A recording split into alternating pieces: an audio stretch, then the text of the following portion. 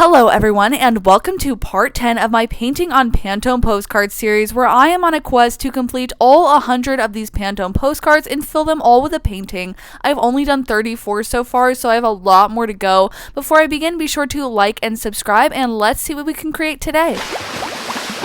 Before I could start painting for the day, I had to choose which Pantone postcards I wanted to paint on, and I had a lot of choices, but most of them were very similar colors, a lot of greens, but I decided on these 4 colors, which are peach pearl and willow bough. We have grass green, and finally petite 4, which I am very excited about all of these colors, and I have some ideas, but before I can paint, I also have to tape all of them, and I like to put a clear layer of Mod Podge over all of them. This gives me just a really smooth base to color on, and it lets all of the paint stick to the surface because these postcards are very slippery on their own, so this just lets me have something that the paint will actually stick to when I'm painting, and thank you guys for sending this tip my way. But now it's time to bring in the paints. I'm going to be using the primary colors plus white to create all of my designs, and now let's finally get to painting. For this first card, I let the name Petite 4 inspire me to create some little desserts. They're basically just little square cakes, and I've never painted these before, so I started off by making a plate, and then I decided to make mine purple, so I just put a whole bunch of cute little purple squares all over the plate in various places. I started off with 2 at first and tried to add in some dimension and shading and tried to make them a little more box-like, and then I decided we needed another one as well, so I also had to expand the plate a little bit more to make more room for all of these cute little cake desserts that I wanted to include in this painting. So after I did that, then I had to expand the shading as well, which was a little harder to match, but I did alright getting it all to match, and then it was time to add in a little bit more detail so it didn't all just look like a big mess. My first step is to block all of my colors out, and then I go in and make everything neater and add in more shading and more details to make everything look a little bit more realistic and neater. I'm not really sure why this Pantone postcard was named after this dessert because blue doesn't really scream Petite 4 to me, but it was really fun to get to draw little cakes and add in a whole bunch of shadows to them and everything. I love drawing desserts, so this was so much fun to get to include little desserts in this. So then I decided to add in even more shading everywhere to make it all look a little more realistic and even more 3D. I decided to add little cute flowers on the top of my desserts just for some fun and for some extra decoration. And then I took that same deep purple color down into even more of the shading just to really make sure it looked like the desserts had some depth and dimension to them. And then I went over the rim of the plate again, and I also decided to add a little bit more decoration to the rim of the plate with just a little touch of a blue rim all around. I'm not sure if this really translated well or if it just looks kind of weird, but I wanted it to be a little bit of decoration and to be kind of cute and fun. And then it was time to add in even more shading and blend all of that out. It was a lot of back and forth for this one, but then it was time to add in the final details, which of course is my white little sparkles and shading all over everything. I wanted the desserts to look like they were shiny and glistening with a smooth finish on top, and then I also added in some sparkles and highlights because that's just my style, and I wanted this plate to look extra squeaky clean for the desserts. And here's how it turned out. I think it is so cute, and I love the dessert theme, and this really challenged me and pushed me outside of my comfort zone. But now it's time for the next one, which is grass green. For this one, I also took inspiration from the name and started off by painting a bright blue sky in the background, and now I'm going in with a whole bunch of different shades of green and a square paintbrush to create little specks of grass all over the entire field that I'm creating. And then I also used the same paintbrush and kind of dabbed everywhere to create some tree-like textures in the background, and then I just kept on adding even more shades of green all over the place until I got the field to look like grass, and I got the trees in the background to kind of resemble trees. And now it's time to work on adding in a little bit more detail and being more intentional with where I place my colors. And now for my favorite part, I get to add in a whole bunch of white flowers and transform this field into a magical field full of flowers. This was actually really challenging because I needed the flowers in the back to look like they were really far away and the flowers up close to look like they were up close. So it was really hard to try and make it all look detailed but put it all in perspective. So that we got flowers that were up close and that were a little more detailed, and then a whole bunch of specks in the background that we could infer were flowers but didn't look too much like the real thing. So it was really fun to get to mess around with that. And then I added in some yellow highlights everywhere just to make it look like there was some sunlight coming down on the field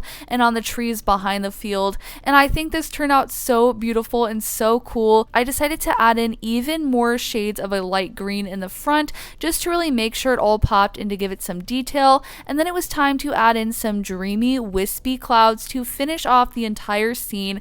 And finally I ended off the entire thing by painting in the sky a little bit more blue. I just really wanted that blue in the background to pop out and be a bright sunny day. So here's how this one turned out, and it is so dreamy and I love it. So now it's time for the next card, which is the Peach Pearl. I went into this one knowing that it was going to be a little bit more abstract, so I first started out with my blue, so I had to draw in inverse for this entire thing. I love to leave the Pantone postcard showing, otherwise it defeats the whole purpose of having the card. So I tried really hard to map out the sky around my peaches first, and then left the orange where the peaches were going to be open. That way you could actually see the original color of the postcard. Then I started working on filling in a whole bunch of colors, really just trying to leave it all super abstract and rough at first, and then started to add in detail later. But for now I'm just mapping out where everything needs to be, leaves included, branches included,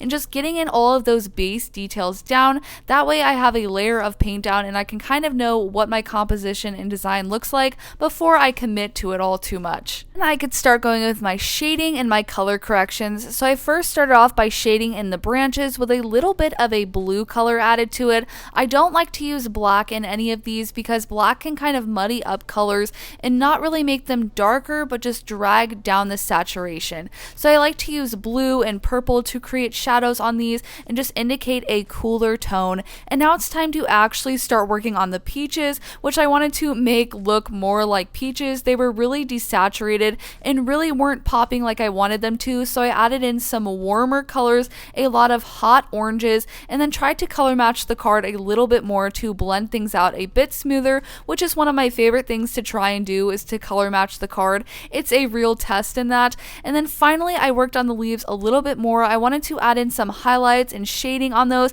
and make them look a little more rendered and realistic. And then I painted the background blue, and this one was completed. And I think it turned out really cool even though it's a little more abstract. And now it is time for the last card, which is the willow bough. It's probably obvious at this point, but I also let the name of this Pantone postcard inspire me as well, and I really wanted to create a gorgeous willow tree. They are so beautiful, but they are so hard to draw because they have so many layers of leaves, and they also have kind of a mood and a vibe to them, which can be kind of hard to capture. But first I just started out with my darkest colors first and kind of created a base layer of a background. I wanted to include some water and some trees up to the corner, and then it was time to start actually working on the willow tree.